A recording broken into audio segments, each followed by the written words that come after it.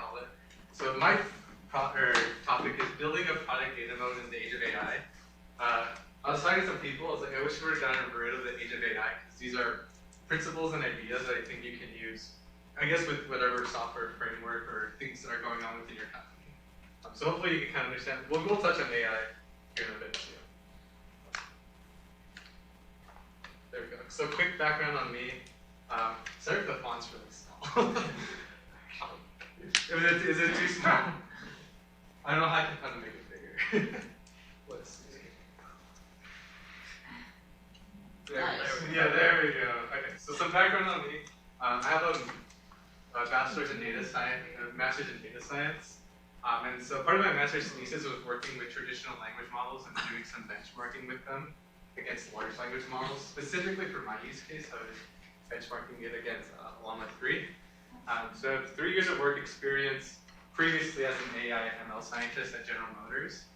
Now I work here downtown for a startup called Web AI where I do product owner work. So I didn't like engineering as much as I thought I would. So I'm on the product space now. So you can see. And like I said, I love data. I know you guys can see this meme or this hat. It says, ever since I was young, I wanted to transform my structured data into actionable business insights. Out of the womb. That's how I was. So I really apologize for that. Alright, so I call this a simple hypothesis. And my wife's here. She's a PhD student at UT.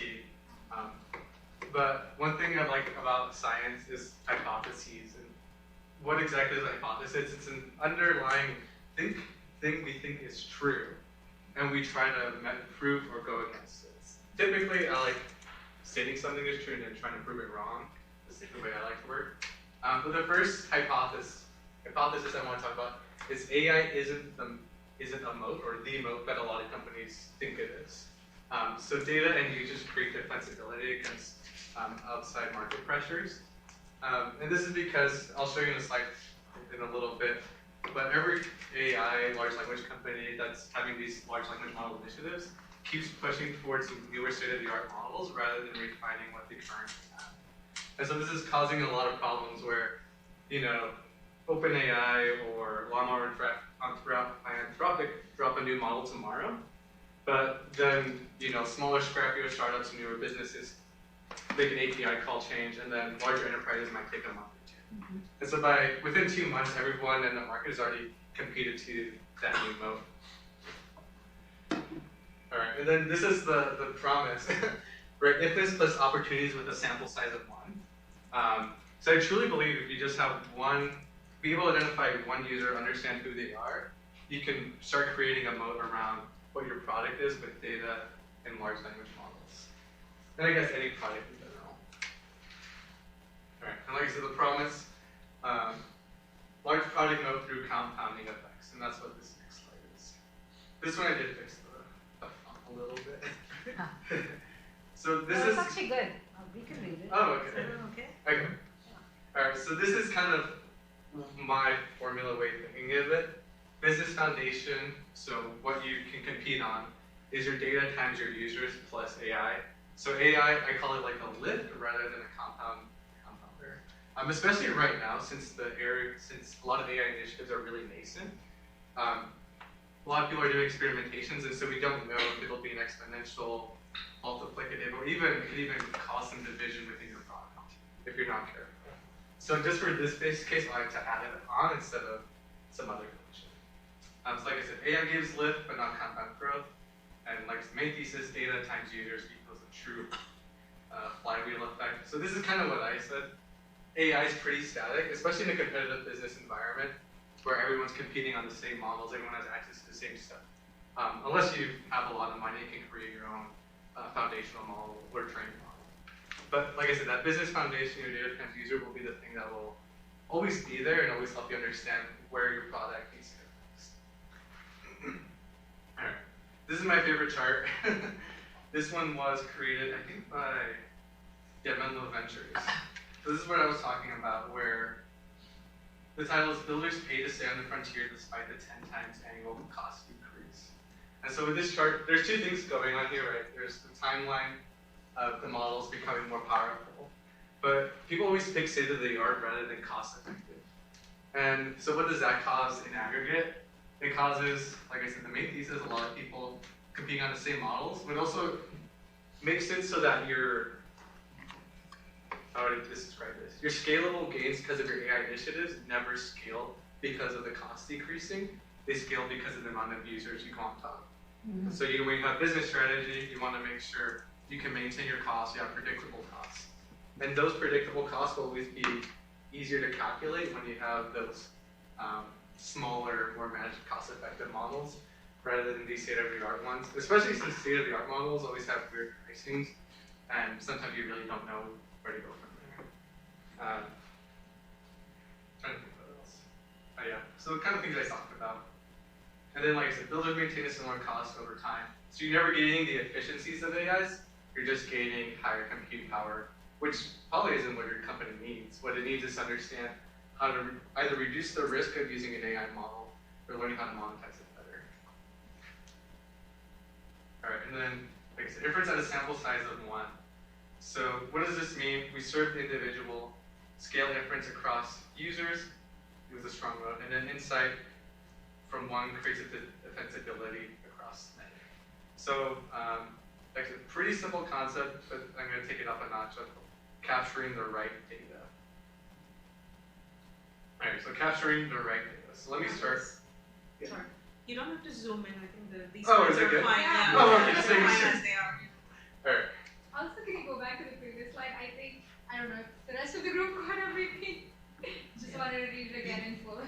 Yeah, no worries. So yeah, so serve the individual is who are we trying to understand? And we'll go a little bit more on the next slide, where we try to understand is the person we're inferencing trying to understand a power user or the casual user for our product or application.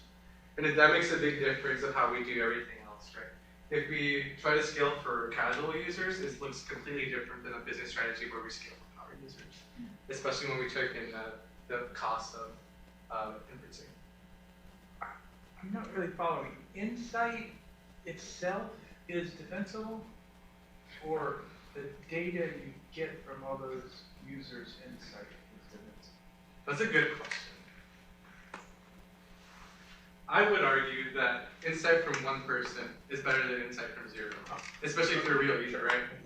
But, and you're right, as we scale it, we create a bigger defensibility moat as we understand our users better. But I think your argument is valid, right?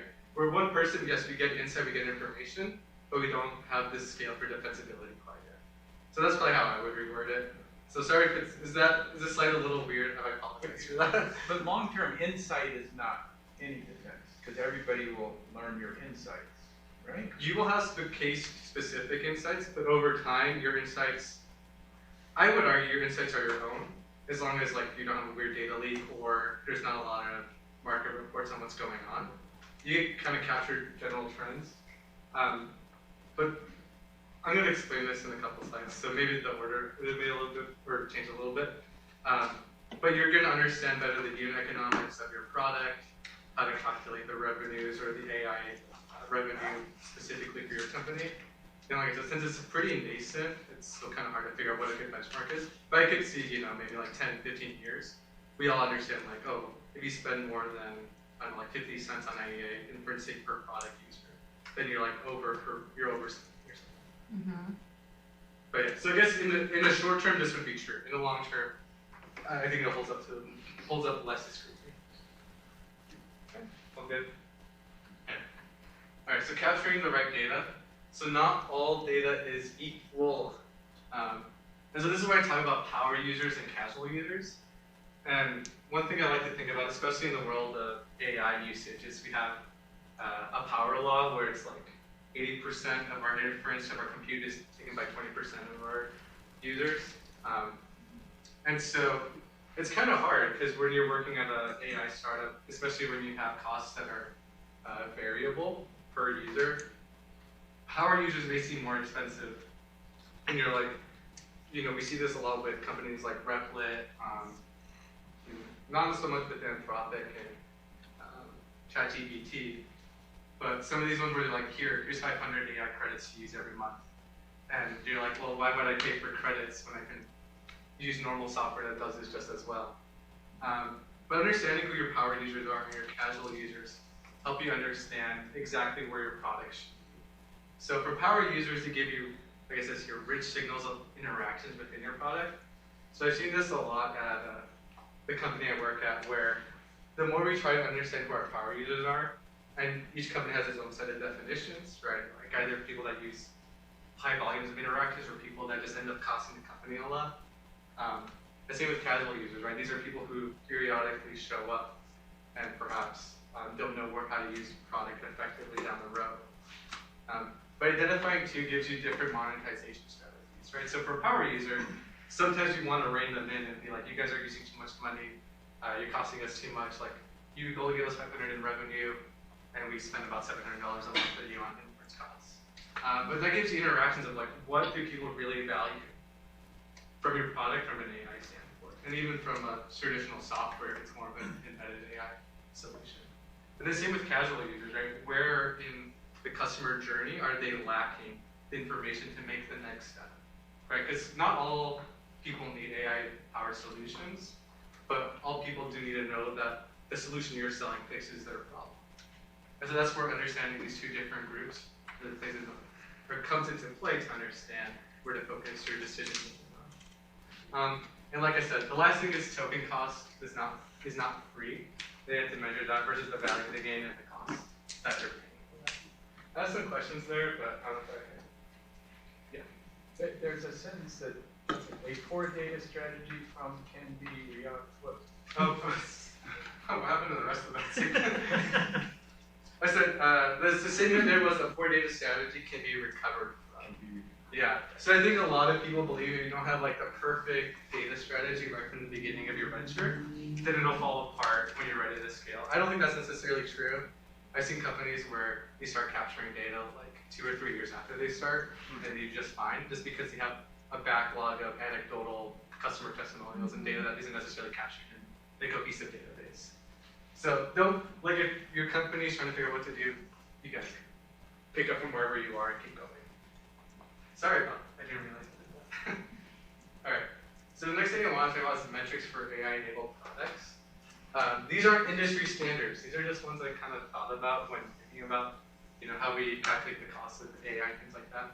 So AI cost per user, the way I like to think about it is token spend divided by active AI users. So AI active users is an interesting definition because it's still working, I think, amongst the industry. The way I classify it is people who are using your product, but specifically people who are using the AI-enabled product offerings within your product. So if your product is entirely LLM or vision-based, then this will probably be closer to 100% of your active user accounted into that. Like, let's say if it's a standard like Word document processing task, and you just have a little bit of like summarization, it'll probably be a little bit lower. But then that way, the way you proportion out what percentage of your product is in AI and what percentage is traditional SaaS kind of goes into the last, sorry, not a couple slides, but it goes into that last part of AI expense. One argument I've heard is, why don't I just proportion along the budget, right? If I have 100% of my budget and 20 of that is going to AI initiatives, why don't I expense just 20% of that for figuring out AI cost per user or percentage of daily AI users? Usually because your product offering gives you better oversight of what your strategy is. And it makes it hard too, right? Because budgets are pretty fixed. Budgets, you have information one at a time, but the percentage of your actual product users that use the AI enablement or tools within your software changes day by day. So trying to figure out what that proportion is day by day or in aggregate in the long run will prove beneficial, since that gives you a direct benchmark to review. And then, like I said, AI expense is how much are we actually spending against token infrastructure, outages, hardware, and so on. From the token spend perspective, if I have different applications, so how do I know where it's going to be the most expensive? Is when they have to utilize more the CPU, more power consumption, or how do I know where I'm spending a lot? That's a good question. So for at least token inferencing, right? If you're using like an API called like OpenAI, it'll be pretty common. But if you're like owning the hardware and you own your GPU, I would probably argue that the most expensive part will probably be the GPU, so the actual compute cost. And then towards the bottom will probably be like other parts of the computer, like the RAM. Summarization. Yeah. But if you're talking about like AI activities, I don't know. Probably the most expensive would be anything that generates. Language generation takes a lot more energy and compute than something like summarization or detection and things like that. Does that answer your question? Yeah. You guys will talk a little bit later. Yeah. I don't want to stop you if you get there, but I'm curious if you have any insights into like forecasting usage and kind of estimating what your spend on tokens will be, or Oh, do you no, want I it don't limits? Okay. But we can have a good discussion on that. Okay, thank you. Any other questions? So I just remember some of what these slides are. Alright, and this is what I talked about, this 80-20% cost distribution, where 20% of your users use 80% of your token usage or your power compute. Sorry, but like I said, that's really small. But observe kind of, we fall under three categories who these power users are. Either bots, shared accounts, or true power users. And so that's a big thing your company and your product needs to figure out. Is like what are these power users actually coming from and why are they being able to do things like that? And I said like the one you really want to focus on is true power users. This is who we're trying to figure out is our sample of them. So like I said, we have a large database, but if we just understand like maybe our first user is our power user, because that's all we have to work off of, then that's the person we really want to try to understand not only at an anecdotal level what they do and how they do it, but also at a data granular level. So like I said, power users are an opportunity, not a problem. And like I said, sometimes we want to rein them in. We can probably rein in the bots and the shared accounts. I think that's fine. But the true power users are the ones we really want to get that feedback and insight from. And then like I said, segment and price accordingly. We can't really rein them in for really enjoying our product, and we need to figure out how to charge a premium for them. Just usually because that means there's value there. And so cutting down into limits ensures that we don't capture the value that they derive from our product. And the last one is like their data improves our models, not just only our large language models or vision models, but also our business model. The more we understand who these true power users are, even if it's just one, the more we are enabling ourselves to truly create monetization channels that really work for us as a business. Unless, since you're talking about 80%, that's a whole lot more customers that are probably easier to satisfy. And if you want to find out what they're doing, you can just monetize the heck out of that. Yeah. And keep pushing, and less effort, less cost on your part. You're talking about expanding a cheaper market. Yeah. Maybe. And that's true. Maybe that is your business strategy. Or split. Yeah, like if it's easier to create value for the bottom 80% than it is to create value for the top 20, then that's a decision your business can make. But like I said, I guess this my case for this is just segmenting out true power users versus everything else. But I think that's totally valid. You need like Toyota Lexus model. Yeah. How would you guys help you? Yeah. But no, it's true. If your value creation chain is easier at the bottom, go ahead and take advantage of that. If it's easier, go ahead. Like I said, those state-of-the-art models that were a generation or two ago are really cheap now to take advantage of those costs. I'm curious though, like you use power users as an opportunity. What is the opportunity with focusing on the power users from Yeah. a strategic perspective? From a strategic perspective, it's one, they give you better feedback for your product overall, right? I think the second one is that you can raise prices on them, and that'll help you bridge the gap between the cost that you incur for them and the value that they derive from your product. That makes sense. So like I said, you could charge them a higher premium to a power user where you couldn't do that with a more casual user. So in your mind, like power users aren't particularly commoditized, where No, they have to be very concierge type Yeah. of software services. I would agree with that.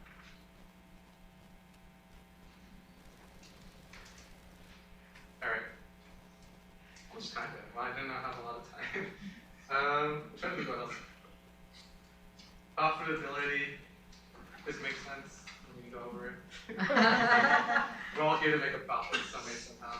I'm going to go over this, the case study. This is what I did for my master's thesis, comparing BERT and Llama. And basically, it kind of goes back to what you were saying, where if we could, the cost savings is at the bottom, or it's the bottom percentage we really need to work on. to lift up their value, then we could do that. This is more academic perspective than it is like an actual business perspective. But we used a BERT model versus a Llama 3 model, and there's a 60 times difference in the size of the two models. But the BERT model will consistently outperform the Llama model on a lot of the name entity recognition tasks. Not the same as generative AI, but very similar language tasks that we would ask a Llama to do for us in business applications. But this BERT model probably costs you, I don't know, less than 100 of what a Llama inference cost you. What year of data is this? This I did back in, this was last year, right? 2024. So ages ago. Yeah. Back when downhill wasn't invented, I'd like to say. Yeah, so you already, sorry, I was a little late. No, So you're good. Have you already explained what BERT is? No. Okay. And I have a specific question as you explained it, which is, does BERT have a conversational capability? Yeah, so that's a good question. So that's a good point, right? So you have large language models. BERT's a small language model. So it doesn't have strong language capability, or sorry, strong conversational capabilities that your large language model would be. But the assumption is your product needs large language model capabilities. And that's kind of hard to understand, right? Because BERT was specifically designed to understand the context between the words right next to it. And sometimes that might work better for your use case. Like I said, the use case I used here was medical documents and student essays, is what I did. It's basically trying to redact information from, like I said, the text data. Smaller language models, like I said, they're more fine-tuned. So theoretically, you could create a small language model that's conversational. I don't know if you know the application Cleverbot. It's very kind of old, but Cleverbot is based off of this architecture right here. So it kind of does a little bit of interaction with you, but if you ask it to be like have PhD level intelligence like OpenAI claims, BERT probably won't be able to do that to you unless you train BERT to be an expert on one specific word. So yeah, so my argument is, like I said, it's slightly more academic use case, but sometimes a smaller model does prove to be more effective than a large model. Does that cover? Yeah, okay. Alright, and then kind of the last thing I want to talk about is the cap title altogether. So what is your moat actually? So your moat is your data times your user capture feedback divided by your cost efficiency. And like I said, sometimes your cost efficiency comes by understanding who your power users are, trying to create higher value chains, or trying to lift more value for the bottom part of your market and your users. Like I said, you can achieve those efficiency gains that come from using lighter models that aren't as compute intensive. So in summary, don't chase models. Build a compounding data advantage. Capture your data, infer from it, apply it, and then learn how to use it for your defensibility. But yeah, I think that's it. And then I guess my last note that was invite for Q&A and discussion. That was my bad, I don't know what I left. But yeah, but thank you. This is how you guys can connect with me and ask me any Q&A? Seems like data can be really expensive. Like if you want, like working for a consumer, working as a data scientist for a company that has a B2C company, we have vast amounts of consumer data. Yeah. It is vastly expensive To maintain or to capture? Or to utilize? to acquire. To acquire. What do you mean like acquire? Because there's new technologies that are coming out, right? We call it, I'm not sure what you use, like post hoc static. Like if you have this is a traditional stat, this is something different. Right. You're talking about kind of like usage data. Yeah. We capture that too, but we also pay for like cookie data. So you like third party? Sort of, yeah. So you pay for like third party data? Third, Okay. Yeah, okay. And it's really expensive. And data that comes demographic and psychographic data that comes from credit agencies and all sorts of stuff. So I'm just wondering, like, if you want to build from my experience, it's been a great moat, Yeah, but it was also really expensive to build. yeah. Is that a question or a comment? I Uh, think that's a good point though, right? Because I think this is assuming you can capture all your user application information data within your own product, right? Which is cheap. It's cheap to store, it's cheap to maintain it. The hard part is it's not as cheap to interpret it and understand it and analyze it. And I think that's where the hard part comes, right? And especially if you're trying to acquire new users and use AI or Yeah. machine learning to figure out who your best prospects are, then it becomes, you know, your own usage data doesn't necessarily capture enough information to know Yeah. whether some random prospect is going to be a good candidate, a good lead. Yeah. And I think that's the interesting part, right? Because now we're bridging data analysis, capturing data to like the world of machine learning and statistical inference. And with statistical inference, it's all a bunch of math and probabilities. And I will agree, yes, a lot of the time, I've worked at large companies where we spend probably hundreds of millions on acquiring like third-party data from like auto insights. And is it good? Yeah, but how much more accurate is our prediction or information with that data against that data? And not a lot of companies are willing to try that, usually because we already invested in it, we already paid in it. Whoever, if we just set a cancel, whoever ended up approving the check is going to get ratted out pretty quickly. So that's maybe one thing I would argue. It's kind of hard, right? My assumption is your company or your product is still pretty lean, it's developing, it's growing. But if you're a more established company that is buying that data, I would definitely do a test to see how the accuracy changes, if it's worth the cost difference, and then reanalyze that expense from there. Any other questions? No? Were you going to want to talk? I've got another one. Oh, no, go ahead. So, can you tell us more about ways to build that data moat? We already covered the one about buying a whole bunch of data. We've covered that, yeah, you can just capture metrics in the product. Mhm. And that's a source of data. Do you have any other sort of tips for how to build that moat? Yeah, so if your product is large language enabled, if you have thumbs up, thumbs down, there's been a lot of research by Meta, OpenAI, that shows that having a simple binary thumbs up or thumbs down metric to realize how your model's performing is actually very, very vital.